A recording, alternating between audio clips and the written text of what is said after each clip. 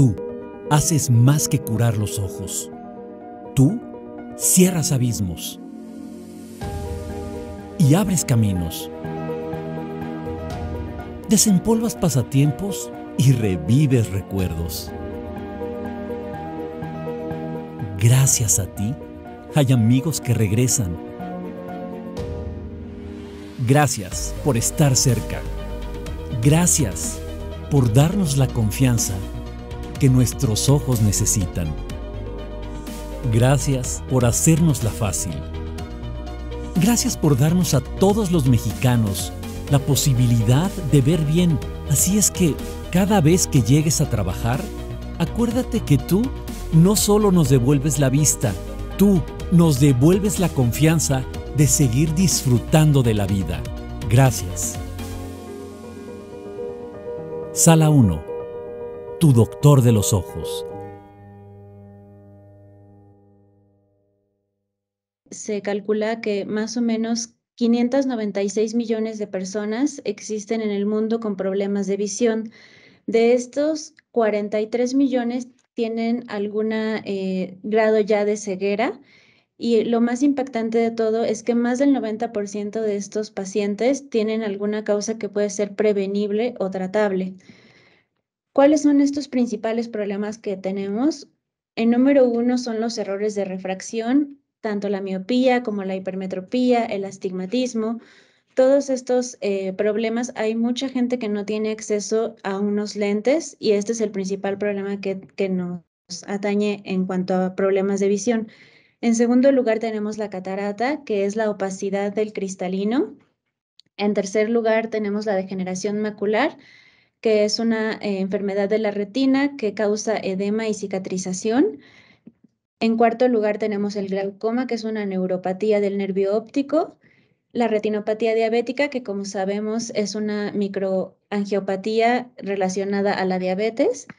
Y la opacidad de la córnea, que ya sea por alguna enfermedad secundaria, la córnea pierde su transparencia y empieza a opacarse y ya no permite la entrada de luz al ojo. Entonces, ¿cuál es el impacto de todas estas enfermedades? Que puede ser tanto causa directa o empeorar algunas otras enfermedades, ya sea directamente a través de lesiones o indirectamente porque estos pacientes ya no van a una atención médica, se limita la actividad física, hay un aislamiento social y los pacientes dejan de acudir al médico. También, pues, muchas de las causas de discapacidad visual se comparten factores de riesgo con otras enfermedades, como lo es el tabaquismo, la diabetes, el envejecimiento y la mala alimentación. Y todos estos problemas de salud sistémicos van a provocar también problemas de visión.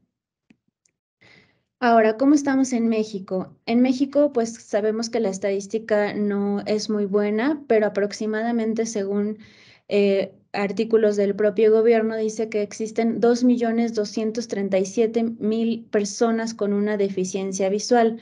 Esto pues implica un gran desafío en salud visual para nosotros, ya que cada vez empieza a afectar más población que es económicamente activa. Y bueno, ya específicamente hablando de catarata, la ceguera asociada a catarata corresponde casi al 45.4% en personas mayores de 50 años. Esto a nivel mundial. En América Latina es aproximadamente el 35%.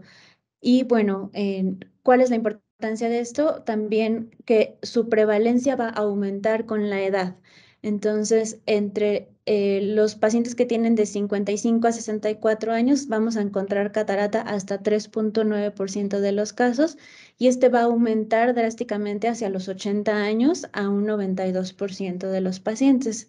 Entonces, pues prácticamente todos vamos a desarrollar algún grado de catarata. ¿Qué pasa con toda esta población que ya empieza a tener una discapacidad visual por catarata? Una vez que inician los síntomas, es muy poca gente también la que tiene un contacto con el servicio de salud, y todavía menos el que tiene un contacto con un servicio de cirugía de catarata. También de estas personas se va reduciendo como un embudo a las personas que ya realmente reciben una cirugía de catarata, y es todavía menos las personas que tienen una cirugía de catarata con unos cuidados posquirúrgicos según los estándares de calidad. Y bueno, el porcentaje aún es mucho menor los que alcanzan una buena agudeza visual postoperatoria ya a la cirugía. Ahora, me gustaría hablar de unos parámetros para nosotros que son importantes, que es la tasa de cirugía de cataratas que se realiza, que este es el número de cirugías que se realizan por año por millón de habitantes.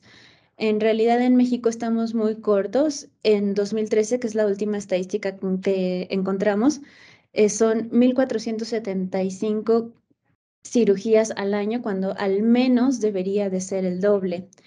Y bueno, este parámetro tampoco habla mucho de cómo está, porque ya si nos vamos al final del embudo que les mostré, la tasa de cobertura quirúrgica de cataratas que es efectiva, ¿qué quiere decir esto?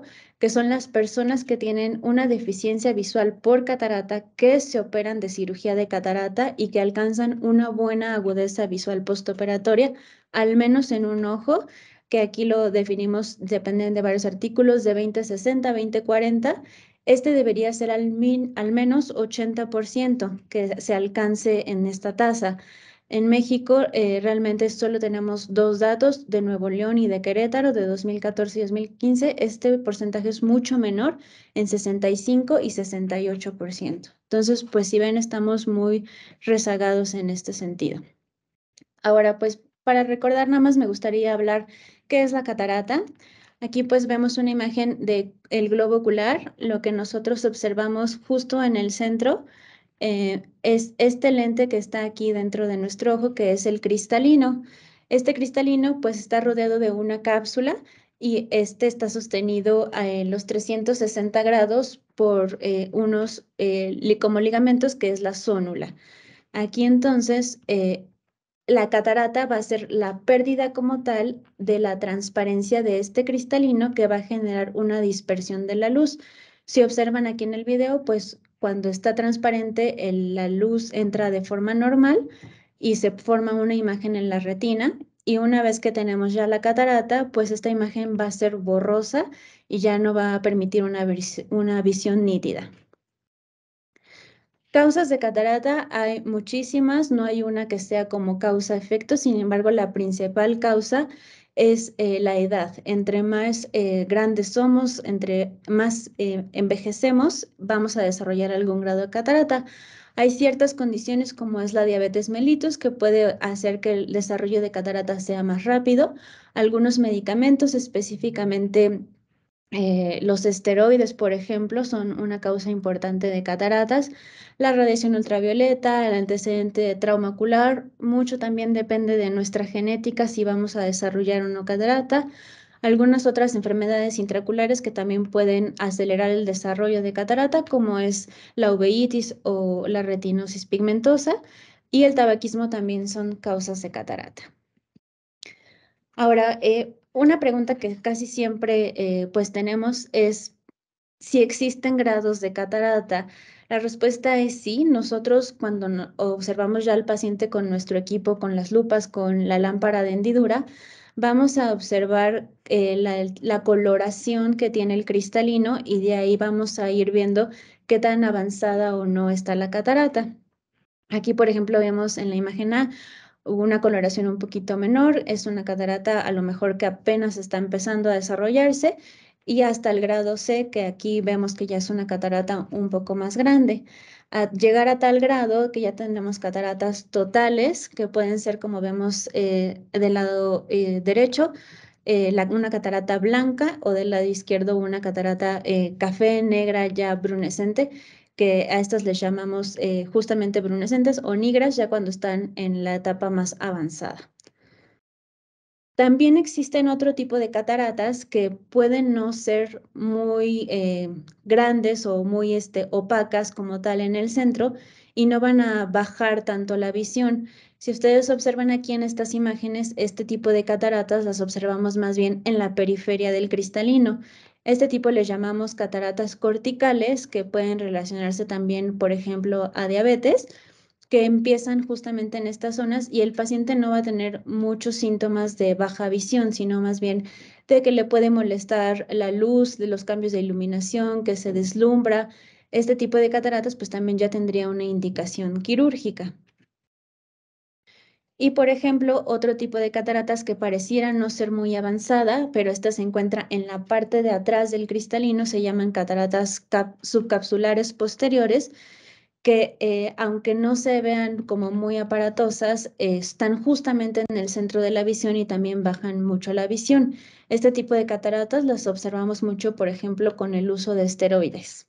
En cualquier presentación, ya sea inhalada, sistémica, vía oral, es muy frecuente que tengamos este tipo de cataratas. Y bueno, nosotros ya tenemos un sistema de clasificación del cristalino donde observamos todas estas características de la coloración del núcleo, que es la parte más central, a la periférica, que es estas cataratas corticales que les estaba comentando, y la parte posterior. Nosotros vamos a graduar cada rubro para decidir qué tan avanzada está nuestra catarata. Ahora, muchas veces bueno, apenas es una catarata incipiente o no me van a operar. En realidad, cuando va a ser ya quirúrgico, cuando ya el paciente nos empiece a referir una agudeza visual que limite las actividades, es decir, que ya no sea corregible con lentes o que sea una catarata, por ejemplo, la que les comentaba, que ya empiece a ocasionar muchas molestias de deslumbramiento o con la luz. Muy bien. Pues como sabemos, la única solución que tenemos para las cataratas es la cirugía. La cirugía pues ha revolucionado mucho en los últimos años y pues se ha convertido en una cirugía que no solo nos permite quitar la catarata, sino que además colocamos un lente intraocular que nos ayuda a reponer la visión, incluso lograr que el paciente ya no utilice lentes para la visión lejana. Hacemos dos técnicas, una que es la automatizada o la más moderna, que es la cirugía de facomulsificación, y la otra que es la cirugía manual, que es la SIX. Les voy a hablar un poquito de cada una, empezando con la facomulsificación. Esta es la cirugía más realizada en todo el mundo. Se realiza a través de una incisión muy pequeñita en la córnea, justamente desde 2 a 3 milímetros. La anestesia que se utiliza es tópica y pues en el inconveniente es que necesitamos el equipo especializado de FACO para deshacer la catarata. Este equipo muchas veces pues los pacientes incluso existe pues la creencia de que se hace con láser. En realidad no es láser, lo que utilizamos es ultrasonido. Son pequeñas sondas sonoras que van a ir fragmentando la catarata en pedazos y pulverizándola. Dentro de sus ventajas es pues que no se utilizan en general suturas, aunque se puede llegar a necesitar un punto para cerrar la herida. Ahora, les traje un video para que sepan más o menos cómo se realiza. Nosotros hacemos un puerto pequeño, teñimos la cápsula del cristalino para poder observarla bien. Ocupamos algunos instrumentos que nos ayudan a mantener la forma del ojo, que se llama viscoelástico, y hacemos un segundo puerto corneal, donde es donde vamos a hacer la mayor trabajo. Lo que nosotros realizamos es abrir la cápsula del cristalino a manera como de un circulito para tener acceso a la catarata, como observamos aquí. Y ya posteriormente vamos a colocar un poco de solución para separar la cápsula del cristalino y ya se ocupa el equipo del ultrasonido, que es este que observamos aquí, y el objetivo es estar fragmentando la catarata en varios cuadrantes o pedazos para que el equipo de ultrasonido vaya a deshacer esta catarata. Aquí vamos a observar cómo aquí ya la estamos fragmentando en varios pedazos y ya con el ultrasonido que nosotros vamos controlando con nuestro pie, vamos a acercar ya los pedazos del cristalino y los vamos absorbiendo o aspirando con el equipo de ultrasonido. Perfecto. Entonces, aquí, como ven, ya llevamos casi la mitad de la catarata. nos vamos acercando pedacito por pedacito para ir protegiendo la cápsula de atrás que nos va a servir de soporte para nuestro lente y terminamos de absorber la catarata. En realidad, pues depende mucho del tipo de catarata, el grado, lo mucho o poco que nos tardemos, pero es una técnica pues muy noble, es muy rápida y pues en manos expertas tiene muy buenos resultados. Ya al final, lo que nosotros hacemos es la cápsula queda con la corteza del cristalino y lo que nosotros hacemos ya es limpiar muy bien esta cápsula de cualquier resto de catarata que pudiera llegar a quedar para que tengamos ya el espacio limpio para nuestro lente intraocular. Aquí el tipo de lente que ocupamos es un lente que es muy flexible, es plegable, entra por la herida chiquitita que nosotros hicimos. Aquí lo vamos a observar, se carga en un cartucho especial y lo vamos a colocar por esa misma herida, entra como taquito, ya dentro de nuestro ojo ya se expande y lo centramos muy bien. Por último, limpiamos este material que es el viscoelástico que nos ayuda a formar los espacios para que quede bien limpio la cámara anterior. Y por último ya cerramos las heridas. Nosotros lo que hacemos es hidratar un poquito los puertos para que no fuguen y a veces dejamos alguna burbuja de aire para evitar el colapso. Muy bien. Y la otra técnica que tenemos disponible es la SICS. La SICS viene de sus siglas en inglés Manual Small Incision Cataract Surgery.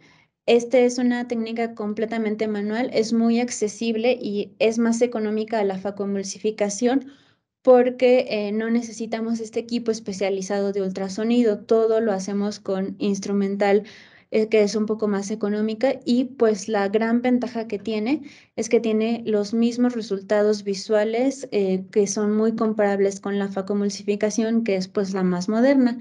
A diferencia de la faco, hacemos una incisión que es a través de la esclera, que es la parte blanca de nuestro ojo. Es una herida más grande de 6 a 7 milímetros. La anestesia que se ocupa también es local. Como les comentaba, no requiere este equipo especializado y tampoco necesita suturas. Este tipo de cirugía es muy poco difundida en nuestro país, pero es una muy buena alternativa que nosotros tenemos. Les voy a pasar también un video de cómo es esta técnica. Aquí, a diferencia de la faco, pues vamos a entrar por la conjuntiva.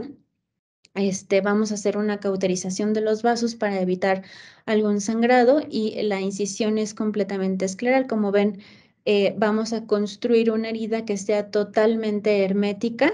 Es de los pasos pues un poquito más complejos para que no tengamos que colocar puntos. Se ocupan unos cuchilletes especiales que nos van a dar una forma como biselada de esta herida. Aquí vemos cómo estamos ya en la construcción de este túnel.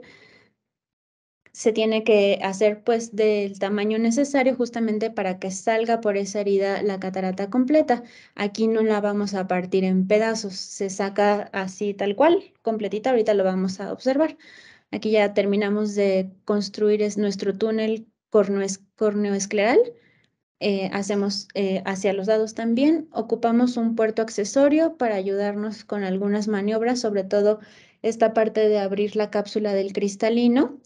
Aquí la vamos a empezar a abrir. Esta diferencia de la otra, tenemos que hacer una apertura un poco más grande de esta cápsula. Como van a observar aquí en el video, es un poco más hacia la periferia para que el cristalino como tal salga completamente de la bolsa, completito, sin que nos cueste mucho trabajo. Entonces aquí ya estamos completando esta apertura y ahora sí vamos a abrir completamente nuestro túnel escleral para tener acceso ya a la catarata. Posteriormente vamos a ocupar igual la solución para separar la cápsula del cristalino y sacarlo. Aquí, como ven, es lo que estamos haciendo y ya prolapsa de la cápsula y lo que hacemos es terminar de sacarlo por completo para ya ocupar un asa que tiene irrigación para terminar de sacarla completita. Aquí lo van a observar. Una vez que ya sale, pues vamos a limpiar todos estos restos igual que quedan, al igual que en la Faco. Aquí ocupamos otro tipo de cánula, pero nos sirve para lo mismo, a limpiar todos estos restos de la catarata. Este es pues de los pasos pues más difíciles. Se tiene que conservar muy bien toda esa cápsula para que tengamos soporte para el lente. De las complicaciones más frecuentes que tenemos justo es que esta cápsula tenga una ruptura y que tengamos que cambiar el tipo de lente a colocar. Pero igual en buenas manos, pues también tiene excelentes resultados visuales y quirúrgicos. La recuperación es similar en ambas técnicas. Entonces aquí, como ven, ya estamos terminando justo de limpiar toda la corteza del cristalino para ya tener el espacio para nuestro lente.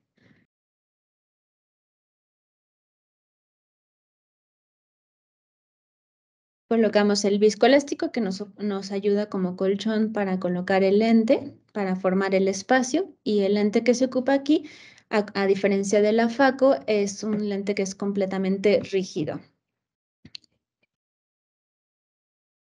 Lo vamos a introducir y centrar correctamente en la bolsa capsular. Y por último limpiamos igual el viscoelástico. Son pues pasos que son muy similares entre ambas, solo cambian algunas cosas y pues la principal diferencia es el tamaño de la herida.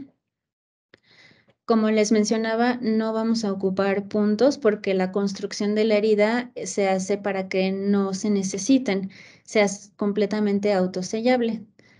A veces colocamos una burbuja de aire para darle tono a nuestro ojo y ya corroboramos que no fugue nada. Y por último, con un poco de cauterización, aproximamos la conjuntiva y cerramos, como ven, como si nada hubiera pasado.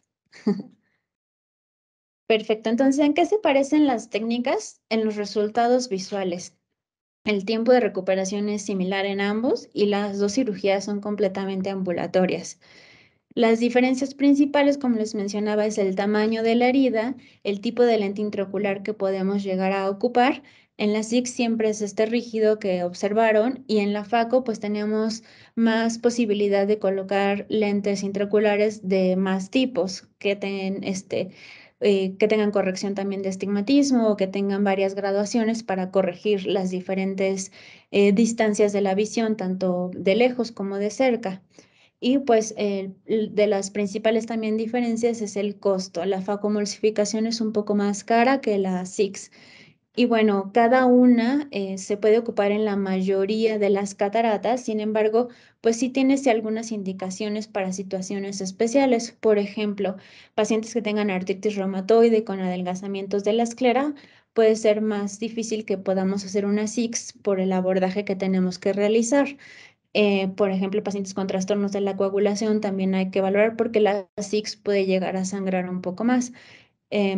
Y pues pacientes jóvenes se prefiere más la facoemulsificación. Cada una pues va a tener, les digo, sus situaciones muy especiales de indicaciones. Ya será cuestión de que valoremos cada caso en particular para decidir qué es lo mejor para el paciente. Pero en general las dos técnicas funcionan para casi todos los tipos de catarata. Por ejemplo, también las muy duras, cataratas más duras, va a ser mucho mejor operarlas por SIX que con FACO, porque la energía de ultrasonido tampoco es inocua y necesitaríamos mucha cantidad de ultrasonido para deshacer una catarata muy dura. Ahora, pues, ¿con qué me gustaría que se quedaran también ustedes como médicos? Pues, ¿cuándo referir a un paciente para una valoración oftalmológica? En realidad, todas las personas deberíamos tener alguna revisión al menos una vez al año. Especialmente se dice que después de los 40 años es cuando empiezan los problemas de visión cercana. Entonces, es cuando deberíamos también empezar a revisarnos también para tomarnos la presión intraocular, revisar que no tengamos alguna otra patología como lo es el glaucoma, la retinopatía diabética, todas estas desde los 40 años deberíamos empezar a revisarlo. Sobre todo cuando tenemos pacientes con diabetes y con hipertensión, pues el diagnóstico deberían referirlos para su valoración completa. Y sobre todo también si hay algún trauma asociado a baja visual, se debe referir también inmediatamente. Y bueno, también, ¿en qué nos ayuda todo esto? Pues una revisión oftalmológica nos va a permitir que tengamos un diagnóstico y tratamiento temprano y de esta manera que podamos evitar una pérdida irreversible de la visión. Hay enfermedades que nosotros podemos diagnosticar desde el ojo a la parte sistémica. Entonces, pues con esto me gustaría que se quedaran para que nos refieran a sus pacientes y podamos permitir que este número de personas con ceguera vaya disminuyendo. Y pues eso sería todo. Estamos abiertos a cualquier pregunta que ustedes tengan para que la vayan colocando en el chat. Vamos a tener unos minutos para que podamos resolverlas. Muchas gracias. Aquí les dejo mis datos por si tuvieran alguna otra duda o alguna ya cuestión personal. Si quieren contactarme, aquí estoy al pendiente. ¿Tenemos alguna pregunta?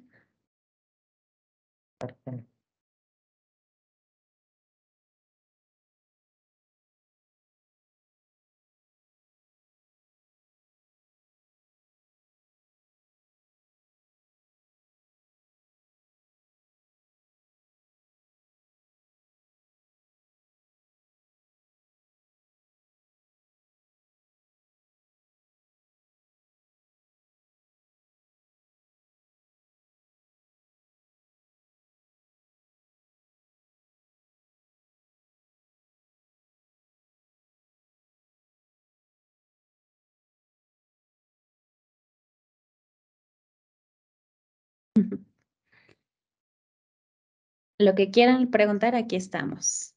Por favor, escriban sus preguntas en el chat. Tenemos. Dice, ¿todo paciente mayor de 40 años debe referirse a oftalmología para valoración? Sí, como preventivo debería de referirse, sobre todo porque empiezan los problemas de visión cercana y es cuando pueden empezar a aparecer las enfermedades. Entonces, la respuesta sería sí.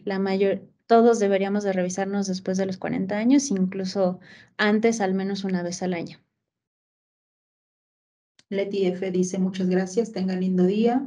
Luego, Gustavo dice, la mayoría de los mexicanos no tienen acceso a esta especialidad por el costo. Sí, la ventaja que nosotros tenemos es justamente que la SIX es una técnica y una alternativa más económica y siempre se puede valorar esta técnica que es muy buena, da muchos muy buenos resultados y que es una opción muy buena para este tipo de pacientes. Luego, Eduardo dice, gracias, doctora, por su intervención sobre el tema. Bonito día. Muy buen tema de Laura. Katia, gracias. Siddhartha dice, ¿cuál es el costo aproximado de cada una de las cirugías? Aproximadamente 15,000 la SIX y la FACO es un poco más, como 21,000 más o menos. Depende también pues el tipo de lente y las características del paciente, pero más o menos están en eso. Dice, Maribel dice, me gustaría saber la cantidad de glucosa en un paciente diabético para que la valoración sea confiable. En realidad, sí, la glucosa cuando está muy alta puede ocasionar problemas de visión porque el cristalino se hidrata. No hay un valor como tal, pero sí, si está descontrolada va a ocasionar problemas de visión, sobre todo a nivel del cristalino que se empieza a hidratar y esto ocasiona cambios en la graduación. Pero de cualquier manera, todo paciente con diabetes al diagnóstico se debería referir sobre todo también para descartar retinopatía diabética, porque pues como ustedes saben, muchas veces se diagnostica muchos años después de que ya comienza la diabetes. Luego, Carlos pregunta, ¿recomienda una cirugía de catarata si existe degeneración macular? Sí, estos casos pues se tienen que platicar mucho con el paciente de las expectativas visuales. La degeneración macular desafortunadamente afecta al área de mejor visión y el objetivo de quitar la catarata sería aumentar la cantidad de luz que está entrando a nuestro ojo. Por lo general, siempre va a existir algún grado de catarata que pueda también impedir que la visión periférica, que es la que se respeta en esta patología, pues se ve afectada. Entonces, sí, a lo mejor no van a poder ver cosas centrales o muy finas, pero sí puede aumentar la cantidad de luz que entra al ojo y si la catarata ya es suficiente para operarla, nosotros sí recomendaríamos operarla. Luego dice la doctora Perla, ¿Sala 1 maneja algún descuento en pacientes de Guardianes de la Vista?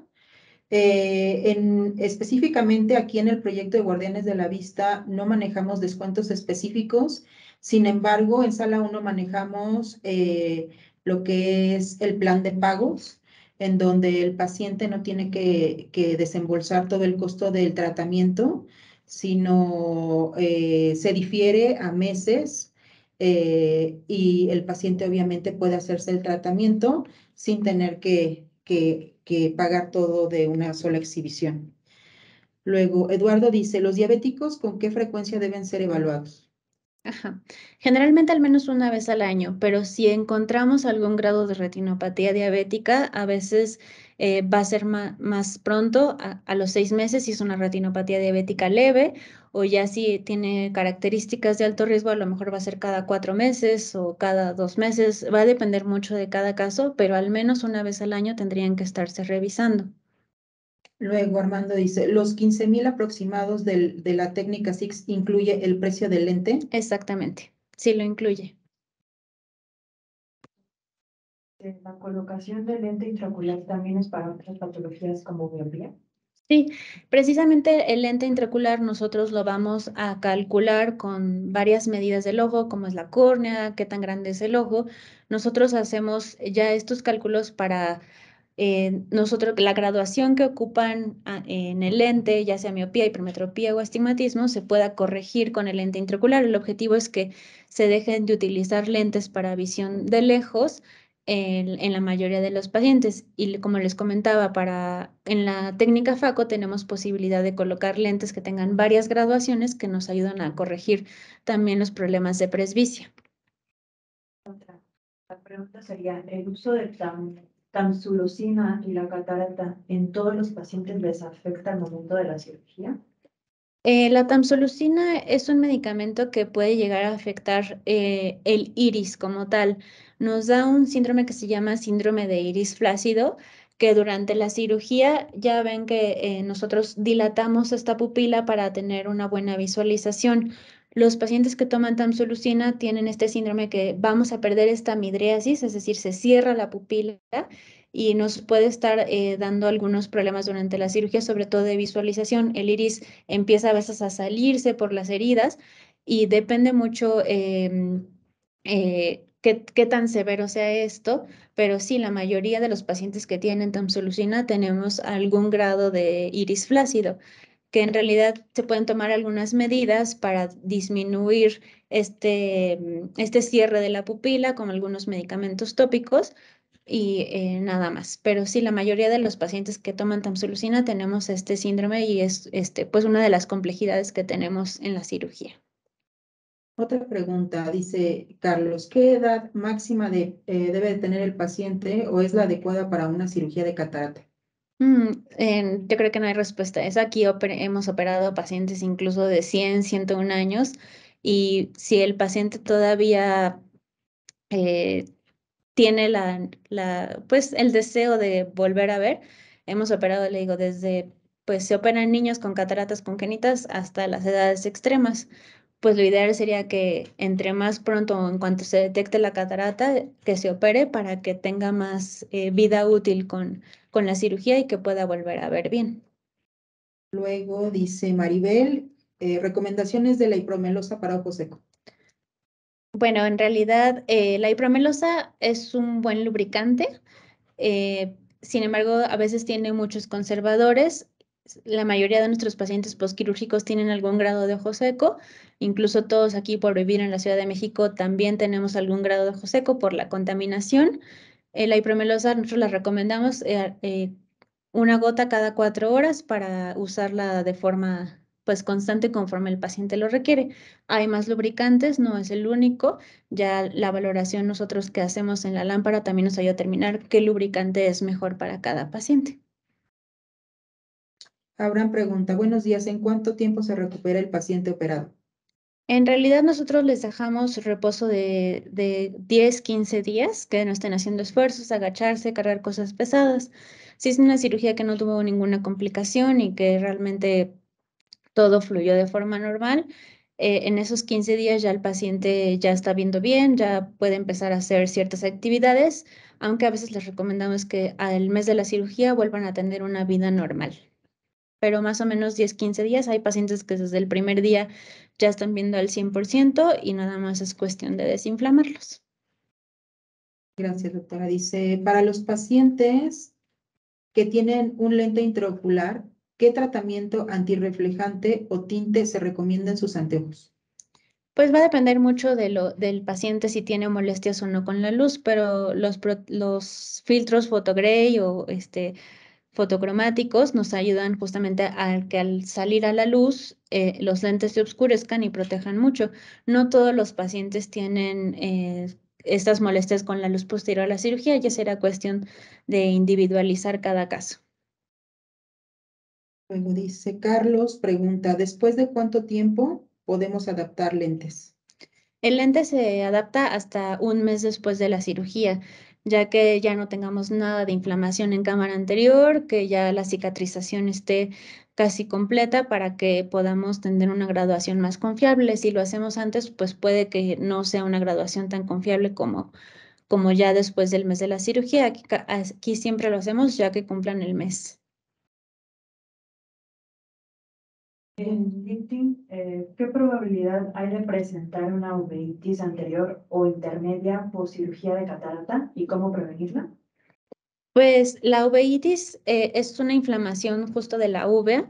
Hay muchos tipos de uveitis. Ya será también cuestión de valorar si nuestro paciente tiene algún antecedente sistémico que tenga riesgo de padecerla. Se pueden tomar algunas medidas, medicamentos antiinflamatorios, esteroideos, ya sea tópicos, inyectados o tomados para prevenir inflamaciones.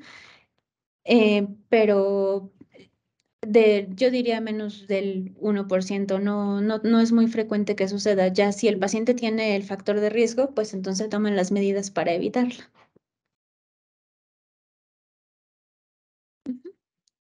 Bueno, Pues pues ya no hay muchas más, gracias. ya no hay más preguntas. Entonces, pues antes de terminar esta sesión, me gustaría recordarles, una pregunta más. Una pregunta más. ¿Qué pasa con la acomodación y se tendría que utilizar lentes correctivos aún después de la colocación del lente intraocular?